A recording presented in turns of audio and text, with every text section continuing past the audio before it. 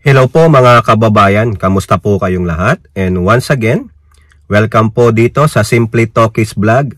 Tayo po ay magbibigay muli ng maiksing komento, reaksyon at opinyon sa maiinit na usaping balita na politikal sa ating bansa. So shout out po lahat sa inyo, sa ating mga channel subscribers, followers, nagla-like at nagsishare ng ating videos. Special shout out to all our OFWs, to the men and women in uniform, sa ating mga frontliners at mga guro. And may God bless us all, and may God protect the Marcos administration from the evil doers, the likes of Dutertes, their minions, and the anti-Marcoses. So mga kababayan, ito nga po, mainit pa rin na balita yan tungkol dyan po sa pagkakaaresto sa dati niyong presidenteng si Digong Duterte at daglid-dagliding inilipad sa the Netherlands, dyan po sa dahig sa International Criminal Court.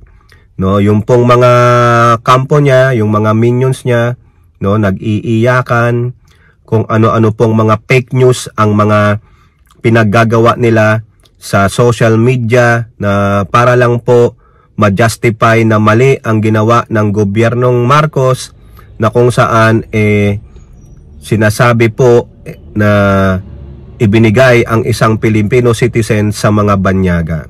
Okay? Ang mga fake news nila nagkalat po, no, na pinipilit nilang isaksak sa kaisipan ng mga mamayang Pilipino at international community na itong administrasyong Marcos ay isang tuta ng banyaga ng mga puti, no? Hindi po nila nililinaw sa atin na kailangan tayong sumunod sa international community kasi tayo po ay member ng international police. Yun po ang malaking pagkakamali ni Digong at nung mga alipores niya nung panahon nila. Para po makaiwas siya sa pananagutan niya sa crimes against humanities, sa kanyang peking war on drug na, at nagkaroon ng AJK, siya po ay kumalas sa ICC. Pero hindi niya naisip na dapat din kumalas tayo sa international police. Mali siya, di ba? O ngayon, na-checkmate siya. Uulitin natin. Tama po sa aking paniniwala ang ginawa ng Administrasyong Marcos. Pinaliwanag na po yan ni Executive Secretary Lucas Bersamin na oo, walang jurisdiction ng ICC sa ating bansa. However, if the ICC wants to get hold of this person, a Filipino citizen na merong kasong na isampa laban sa kanya, they can course their action through Interpol. So sa Interpol tayo po ay member. Kailangan nating sumunod sa kahilingan ng Interpol. Yun ang malaking pagkakamali ni Digong. Pinaliwanag na rin yan ng Pangulong Marcos. Malaking tulong sa atin ang Interpol. No? At si Digong, meron pong isinampang kaso ang mga liberals tulad nila Trillanes nung mga Magdalo Group laban sa kanya. No? So yan po yan. At hindi po kasalanan ng Administrasyong Marcos. Bakit dinala sa ICC si Digong? Presidente ang Pangulo. Kailangan niyang sumunod sa batas. Pinatupad yung batas. O ngayon, ngaw-ngaw kayo. At eto pa, ang Pangulong Marcos ay isang malaking hudas. Ang Pangulong Marcos ay hindi marunong tumupad sa usapan. Yan po ang sinabi ni Salvador Panelo at ng inyong biping pusit na si Sara Duterte. Okay, so unahin natin mga kababayan yung sinasabi ni Sara Pusit na hindi tumupad ang Pangulong Marcos sa kanyang mga sinabi tungkol sa ICC. No? Sumulat daw siya sa Pangulong Marcos na ano ang magiging stance nito pagdating sa ICC o yung International Criminal Court tungkol sa mga kasong isinampa sa kanila. Kasama po siya dyan . Hindi lang yung tatay niya. Hindi lang si Bato, hindi lang sila Aguirre, I think kasama pa dyan sila Albayalde, no? Yung mga actors ng Peking War on Drugs ni Digong. Kasama rin dyan si Pusit. Ang sagot daw ng presidente sa kanya, we will not cooperate. Hindi lang sa kanya sumagot ang presidente.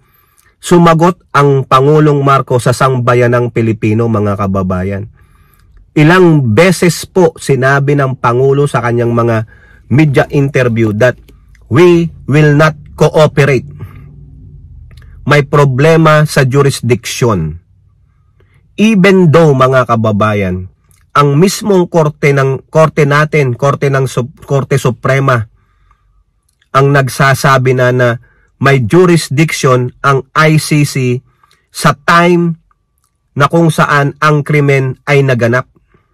So, ibig sabihin kung ano po yung nasasaad doon sa kasong sinampa nila Trillanes, siguro mula 2016 to 2018, yung time frame na yon, bago tayo lumabas ng ICC ng 2019, kung ano man po yung mga krimen na nakamit ng Duterte administration at isinampa nila Trillanes na nakapaloob doon sa kaso, sabi ng Korte Suprema, merong jurisdiction ang ICC. However, naninindigan po ang Pangulo. Ilang beses sinasabi nila walang jurisdiction ng ICC. Even si Lucas Bersamin, walang jurisdiction ng ICC. Pero, gumawa ng paraan ang ICC para mahabol yung dapat asuntuhin doon sa The Hague. Tamang channel. O ngayon, kung may problema kayo, di magpetisyon kayo. Mag-file kayo ng kaso. No? Hindi daw tinupad yon ng Pangulong Marcos.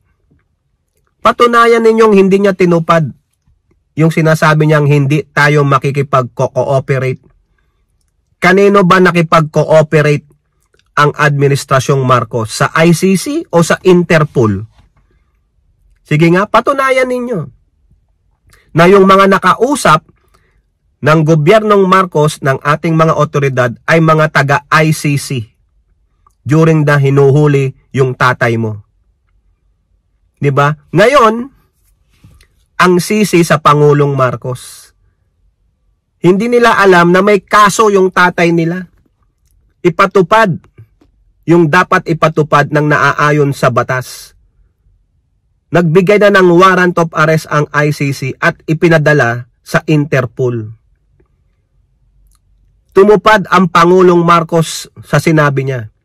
Hindi tayo makikipagtulungan. Sinabi niya, pilit-pilit nila kaming kausapin, imbestigahan, mag-imbestiga, manghingi ng dokumento, pero wala kaming binigay ni isa sa kanila. Diba? Sinabi niya yan sa kanyang media press con, yung late media press con niya. Wala. Nada. Zero. Zilch. Tapos sasabihin mo, hindi niya tinupad ang kanyang sinabi. Alam palang hindi tayo makipagtulungan sa Interpol. Member tayo doon. Diba? Ganyan kayong mga Duterte. You do whatever you wanna do. You can get away with it with all your misdeeds dahil feeling nyo sobra kayong hari at reyna. Kayo ang makapangyarihan. Kayo ang batas. Ay hindi po. Magpresidente muna kayo. Di ba? Subukan mo sa 2028. Di ba? O, nagngangaw siya. Feeling nila wala silang kasalanan. Feeling nila dapat protektahan nyo kami kasi kami ay Filipino citizen. Oo, granting. Pinoprotektahan kayo ng Estado. Pero, may kaso na isinampa laban sa tatay mo, sayo at sa mga alipores ninyo. Alam palang hindi sundin yung nasasaad sa warrant of arrest through Interpol. Huwag nyong gayahin yung korte natin na kaya nyong makaget away sa mga korte natin, sa mga kaso ninyo. Huwag nyong itulad yung mga ibang korte sa ibang bansa sa korte sa ating bansa. Kasi ang korte sa ating bansa ay hindi po pantay. Yung hawak na libel ni Lady Justice ay hindi balanse. Kaya Sada Duterte, magngak-ngak ka. No? Baka may maaawa sa'yo, konti lang kayo, walang 32 million. better yet, hakutin nyo yung 32 million ninyo at dalhin nyo dun sa dahig, doon sa ICC, doon kayo magprotesta. Sapilitan nyong kunin yung tatay mo, ha, na mandarambong at sinungaling, tuta ng China. Wag daw tayong pa susunod-sunod sa mga banyaga. Bakit? Ang mga Chekwa ba hindi banyaga? Di ba mga kababayan? O now, punta naman tayo kay Panelo. Kasi po meron pong article sa Abante na sinasabi na ang administrasyong Marcos ay ipinagkanulo. Di ba pag pinagkanulo, naghudas sa isang Filipino citizen. Hinudas po ng Pangulong Marcos o ng kanyang administrasyon si Digong. Ipinamigay ang isang Filipino citizen sa mga banyaga. Ang mga banyagang yan ay walang karapatan, walang jurisdiksyon sa ating bansa. Dapat pinapangalagaan ng administrasyong Marcos ang karapatan, ang constitutional right ng isang Filipino citizen. Dapat makasuhan, ma-impeach ang Pangulong Marcos dahil sa betrayal of public trust. Isang Judas Iscariot ang Pangulong Marcos. Teka muna, Panelo. Teka muna. Nasasaktan kayo, no? It hurts, no? Paano ipinagkanulo si Duterte? Gustong-gusto niya nga eh. 'Di ba, Panelo? Paano mo nasabing ipinagkanulo ng Pangulong Marcos o ng administrasyon nito si Digong? Nasaan? Nakipagtulungan ba sa ICC? Ulitin ko yung una ko sinabi. Hindi sa ICC nakipagtulungan, nakipag-coordinate ang administrasyong Marcos, kundi po sa Interpol. Yun ang hindi nyo inaano sa amin eh. Ayaw nyong banggitin yung Interpol eh. Kasi sasabit kayo. Paano naging hudas ang Pangulong Marcos? Patunayan ninyo. Pinoprotektahan pa rin si Digong simula't simula pero walang magagawa ang administrasyong Marcos dahil lumabas na ang arrest warrant at idinaan sa Interpol at tamang proseso. Ang gusto nyo lang magpaawa effect kayo, kaawaan ng sambayanang mayoryang Pilipino si Digong. Wala po eh. Wala yung 32 million eh. Di ba? Betrayal of public trust? Sige, mag-file kayo ng impeachment, do it now. Di ba? Akala naman ninyo, matatakot nyo ang administrasyong Marcos. If you are that smart enough, you are intelligent enough, then file an impeachment case, Panelo. Si Digong, hinamon niya ang ICC. Bilis-bilisan ninyo. Baka mamatay na ako, hindi na ako maimbestigahan. O ngayon, yung yabang niya, nasaan? Diba? Kini-question niya yung mga militar at pulis habang nandun sa Villamor Air Base. Ano daw kasalanan niya? Di tanungin mo yung mga horado dun sa ICC. Tanungin mo si Trillanes.